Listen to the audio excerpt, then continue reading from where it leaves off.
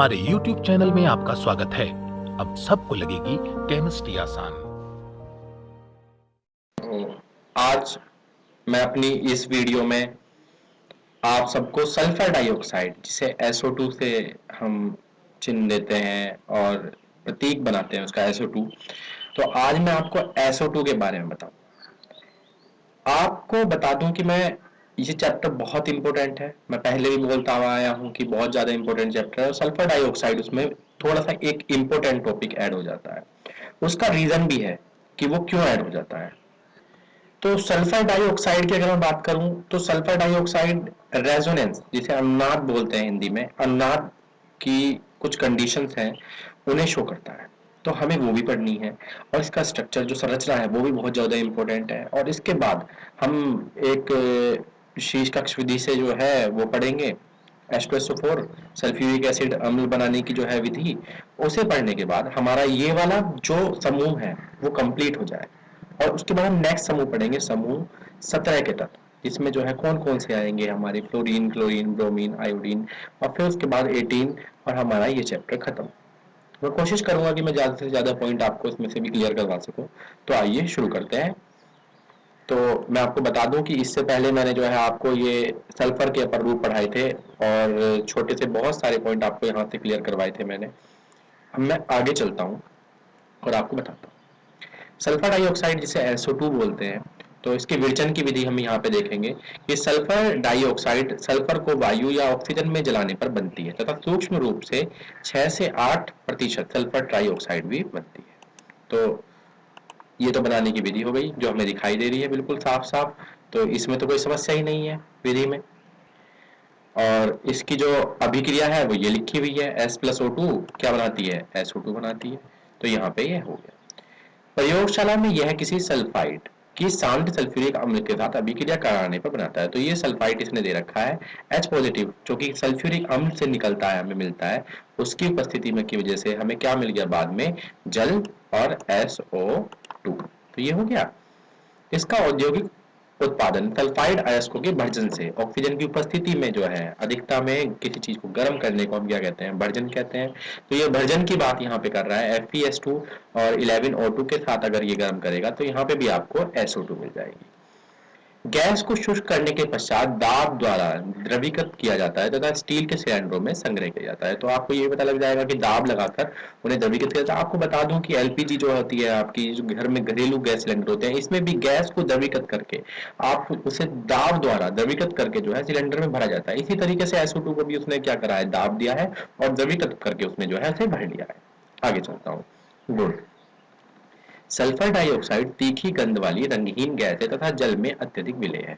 तो ये आपको पता लग गया कि जल में अत्यधिक विलेय है। ये गुण पूछ लेता है कि सल्फर डाइऑक्साइड बनाने की विधि बताओ और उसकी अभिक्रिया बता दो। अभिक्रिया के बाद उसके 2-4 गुण बता दो, बस इतने से आपका काम हो जाएगा। आगे चलते हैं। यह कक्ष ताप पर 2 वायुमंडलीय दाब पर द्रवित होती है तथा 263 केल्विन पर उबलती है। तो ये चीज आपको मालूम हो गई, 263 केल्विन पर उबलती है। तो अगर छोटी सी रिएक्शन SO2 के साथ H2O के साथ रिएक्शन कराएंगे तो क्या बनेगा, H2SO3। तो ये एक रिएक्शन है, आप इसे भी याद कर लेंगे आराम से। यह सोडियम हाइड्रोक्साइड विलयन के साथ आसानी से अभिक्रिया कर सोडियम सल्फाइड बनाती है, जो कि सल्फर डाइऑक्साइड की अधिक मात्रा के साथ अभिक्रिया कर सोडियम हाइड्रोजन सल्फेट बनाता है, Na2SO3। और NaHSO3 की यहाँ पर रिएक्शन बताई है सोडियम हाइड्रोक्साइड के साथ, फिर H2O और SO2 के साथ अभिक्रिया करके इन्होंने क्या बनाया है, NaHSO3। तो ये छोटी सी रिएक्शन थी, बहुत ही सिंपल रिएक्शन है। तो कोई ज्यादा इंपॉर्टेंट इसमें अभी तक इतना ज्यादा इंपॉर्टेंट पार्ट नहीं आया है।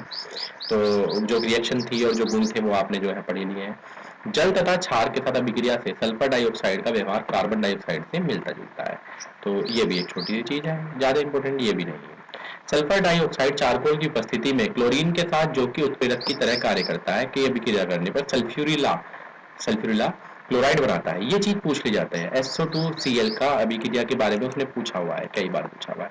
तो अभिक्रिया देखता हूँ यहाँ पे, SO2HCl2 SO2Cl2 बनाएगा यहाँ पे, ये सिंपल रिएक्शन है। और SO2O2 V2O5 की उपस्थिति में वेनेडियम पेंटाऑक्साइड की उपस्थिति में यहाँ पे क्या बनाएगा, SO3 बनाएगा। ये चीज ऊपर लिख रखी है। ऑक्सीजन द्वारा वेनेडियम ऑक्साइड उत्प्रेरक की उपस्थिति में ऑक्सीकृत होकर सल्फर ट्राइऑक्साइड बनाता है। तो अगर वो आपसे ये पूछे कि सल्फर ट्राइऑक्साइड बनाने के मुझे जो है एक विधि के बारे में बता दीजिए, तो आप इसे सिंपल लिख देंगे।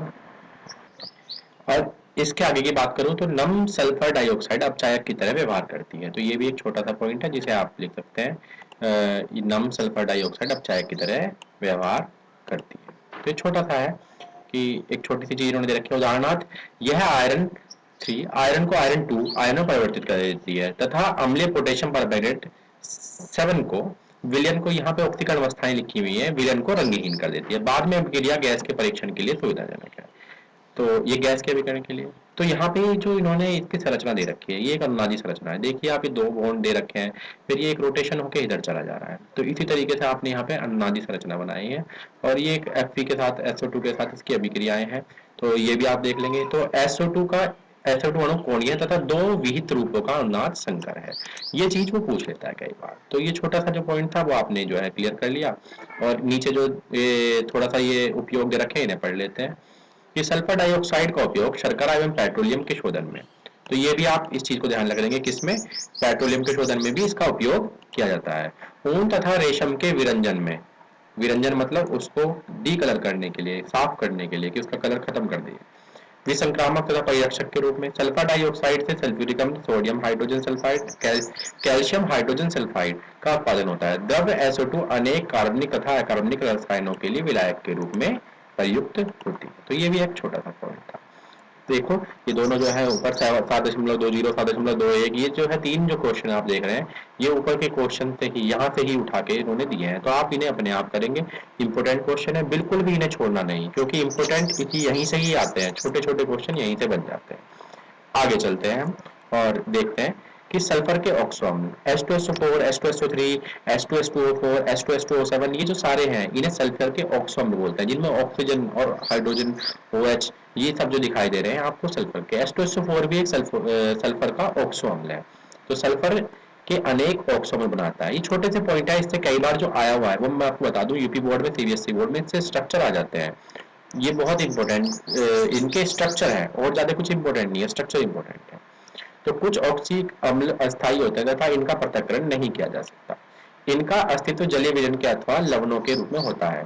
तो सल्फ्यूरिक अम्ल H2SO3, ये आपने देख रखा है, यहाँ पे इसका चित्र बना रखा है इन्होंने, मतलब संरचना बना रखी है। सल्फ्यूरिक अम्ल H2SO4 की संरचना, ये जो सारी संरचना है, परऑक्सीडाइज सल्फ्यूरिक अम्ल, ये पायरो सल्फ्यूरिक अम्ल, इनकी संरचना कई बार आई हुई है। तो आप इन्हें अच्छे से इनकी संरचनाओं को करेंगे और बिल्कुल अच्छे से इनकी संरचनाओं को याद कर लें। पेपर में बहुत बार आई हुई है, इंटरनल एग्जाम हो, एक्सटर्नल हो। उनके अलावा बोर्ड में, CBSE बोर्ड में, यूपी बोर्ड में, बाद में अगर नीट के एग्जाम में, जेई के एग्जाम में, हर किसी में संरचना आती है। तो प्लीज इन्हें मिस मत कीजिएगा।